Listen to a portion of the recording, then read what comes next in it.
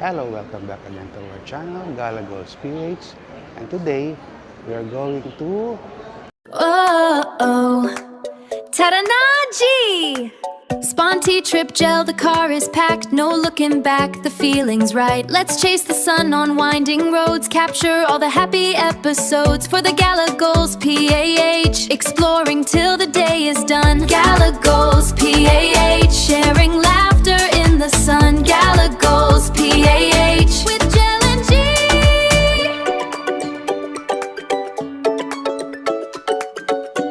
So, Davao International Airport. Here we are.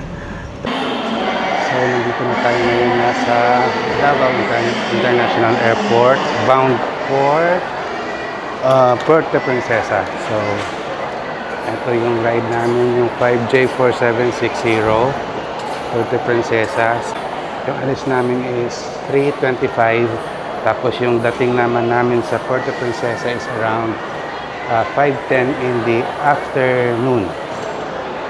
So, nasa kasalukuyang nag-check-in pa lang kami ng mga gamit namin dito. So, 13 kami lahat. So, mga isang van siguro kami pagdating doon. So, from Puerto Princesa, magta-travel kami ng around 5 to 6 hours from Puerto Princesa to El Nido. So, siguro mga late night na kami dadating doon sa El Nido. May binili silang binangkal. Tikman natin to.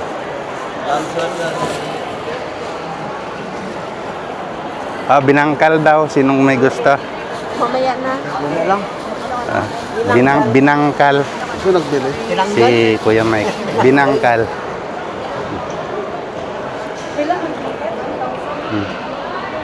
Sarap. Hindi pa rin kami tapos mag-log ng aming baggage. So, anong oras na ba? Time check, it's 2:30 in the afternoon. Kain na lang muna tayo. Pacific Air Lipad 5J4760 bound papuntang Puerto Princesa, Palawan. Mangyari mo lamang na magpunta sa Cebu Pacific Air check-in counter sa mga oras na ito.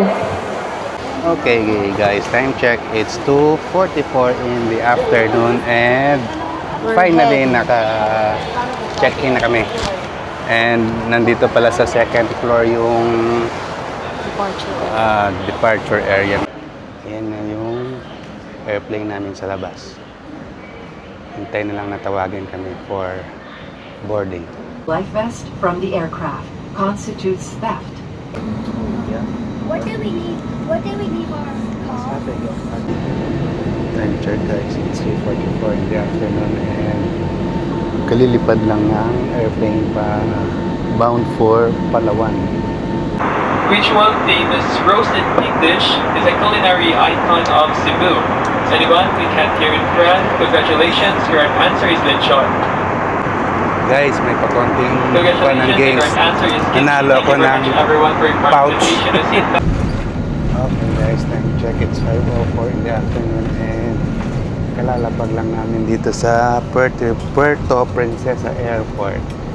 The seatbelt signs are switched off. Voice calls with the use of mobile phones are still prohibited until the doors are open. So, welcome Puerto Princesa!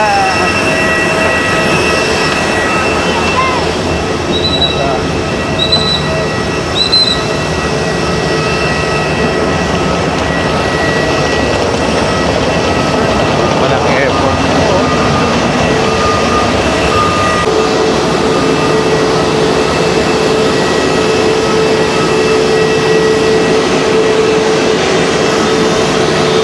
Puerto Princesa Airport.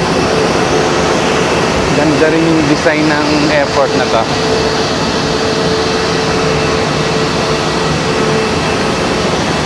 Ito na tayo, Puerto Princesa sa Palawan.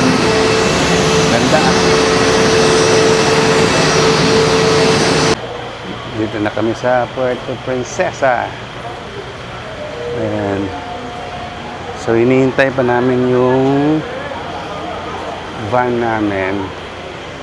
So, time check guys, it's 5:37 in the afternoon at yan. Kalalapag lang ng eroplano. Marami po lang mga afam dito. Dito pala yung van namin sa... Yung puti ba, kuya? Katabi. Ito na yung van. So, dalawang van yung kinuha namin kasi marami kami, 13 persons. So, kasya naman sana kaso may mga bagahe kami. Need namin mag-split. From here po, 5 hours po ang tour natin, biyahe natin po to ano po, El Nido, ha? Sabi ni Kuya, 5 hours daw yung... Apo ng Palawan. 5 hours daw yung... Apo, Palawan po. Palawan. Apo, Palawan, Puerto Princesa po yun. Main ano po, city. City ito. Parang Philippines, Manila. Oh, yes. Apo.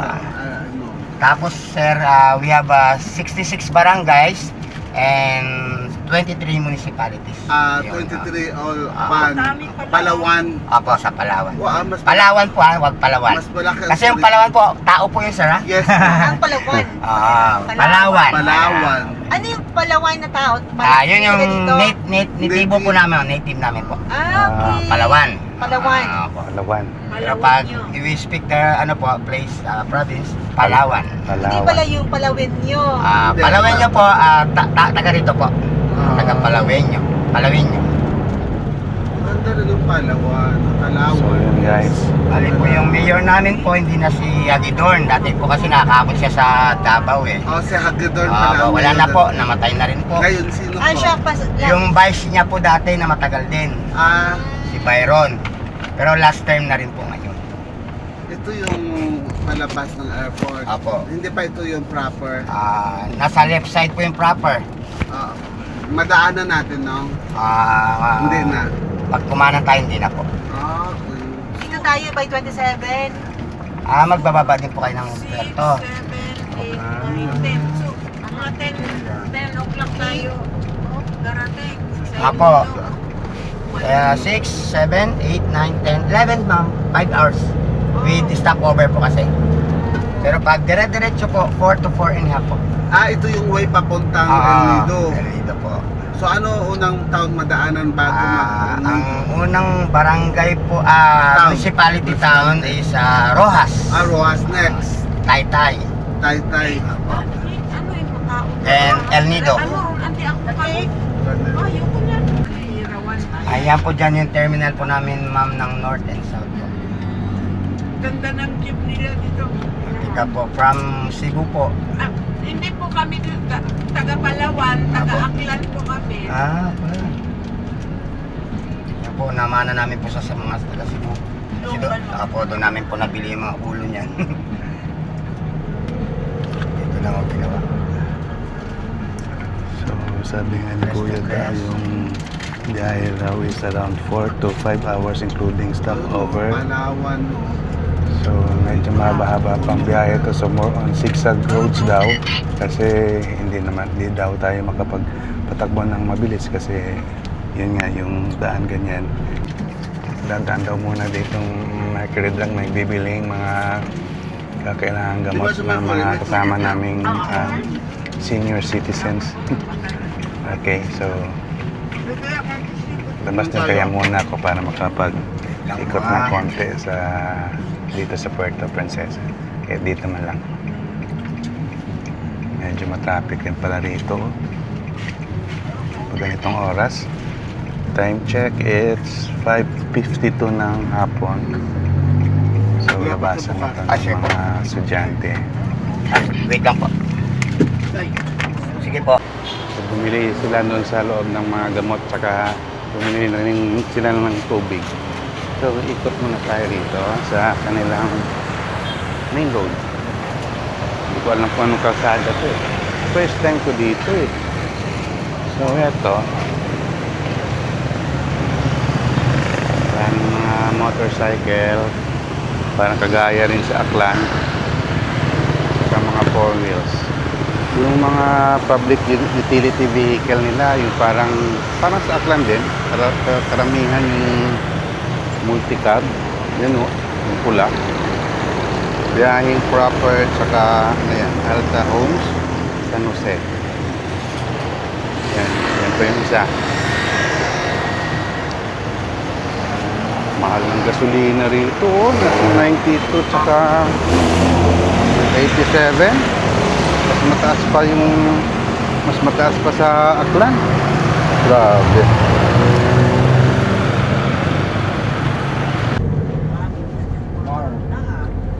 Disco bar, music bar. Ang hanap po ay dito nung ano, Usually po, yan, agriculture po. Agriculture. Tsaka, yan, yung tourist ano po namin. Mga destination po. So time check guys, it's 7:49 in the evening and nag-stop over lang kami rito kasi yung mga kasama ko umihi. So sabi ni Manong driver is ito na raw yung dulong barangay ng Puerto Princesa. So mahaba pala tong Puerto Princesa. So ilang mahigit isang oras yata yung na-travel namin. Ayan. So around 194 kilometers pa rin mula rito papuntang El Nido nung na-check ko sa Google Maps. Medyo mabahaba pang biyahe to guys. So ayan, papakita ko lang yung part ng Palawan. So dito sa stopover may mga paninda rin dito. Kaso hindi pa ako nagugutom eh. May siopaw dito na 65 pesos. Ang laki oh. Parang sa siopaw rin na Roberto's ng Iloilo. Yan, mga sari-saring instant noodles.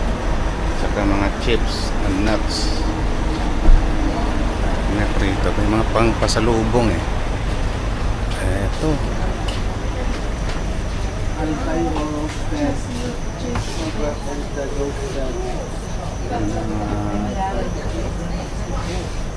Dried mango. Dried green mango. 200 pesos. Mango tin. mushrooms banana chips. Roasted sugar. 155 yung Pili. Pili nuts. Tingaw, tagita kami dito. Ikaw pala yung kailangan mo talaga pang ano eh. Kasilaw. Ikaw pala yan. Kawit kalawakan. Sarap sa pawe. Kuha tayo nito.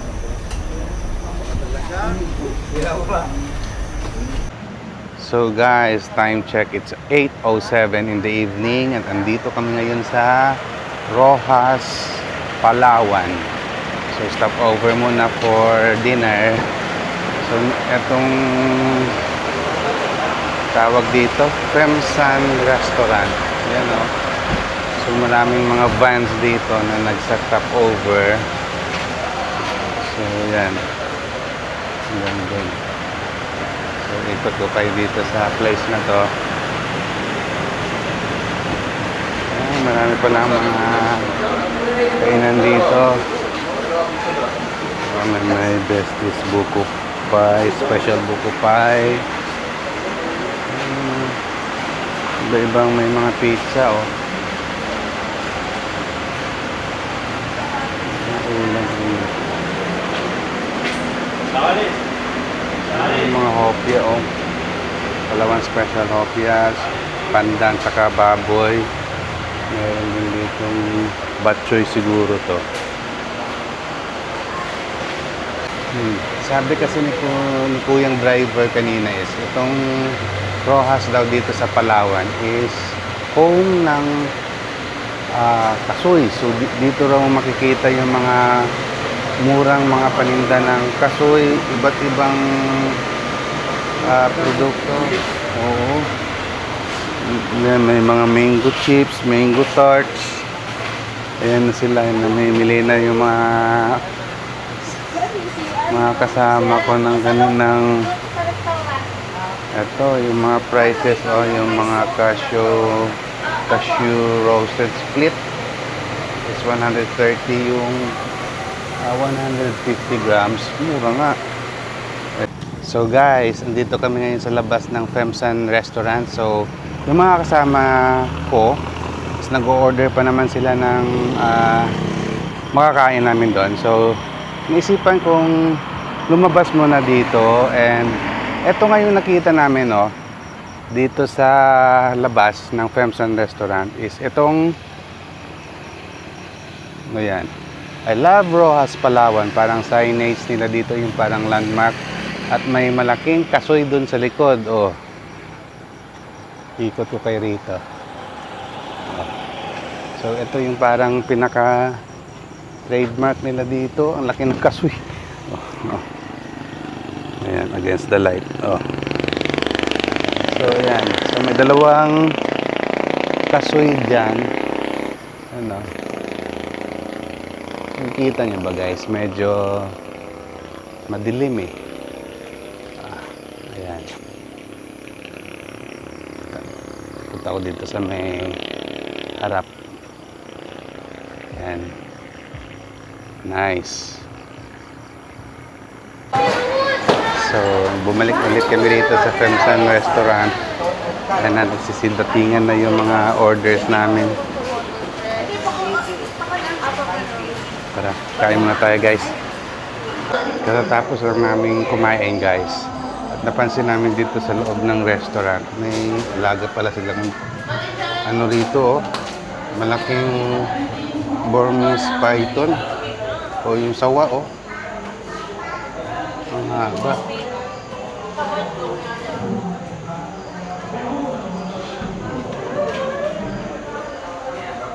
There's a snake. Yeah. Where? It's a big snake. It's a Burmese python. Kararating lang namin dito guys sa El Nido. So time check, it's 12:05 in the morning. So dito kami sa may Lolo Oyong Pension. Pero yung nakuha naming accommodation is papasok pa raw eh. So Airbnb yon. Good for malaki raw eh, ilang kwarto. So 13 kasi kami lahat. So, diskarga muna namin yung mga gamit namin, then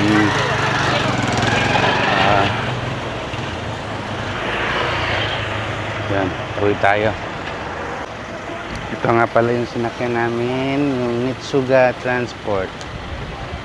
So nandyan yung mga details nila. Ito yung phone number, oh. So, andito na kami ngayon sa aming accommodation. Nasa 3rd floor kami at papakita ko lang muna ng konti yung kung anong meron dito sa aming nakuhang accommodation. So, ito siya. Meron siyang dalawang rooms dito which is family rooms. Dito is I think it's 6 person capacity nito. Tapos yung dito naman sa kabila is 7. So 13 kami lahat. Ito yung mini terrace nila rito.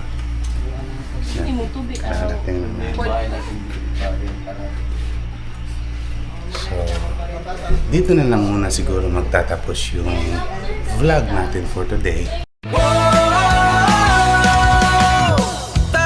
Biyahe nagsimula na, mga pangarap ating abutin pa.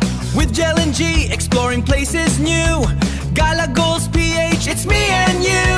Sa bawat kanto, may kwentong nag-aabang. Ating adventure, walang katapusan. Gala Goals PH, let's reach for the sky. Gala Goals PH, watch us fly.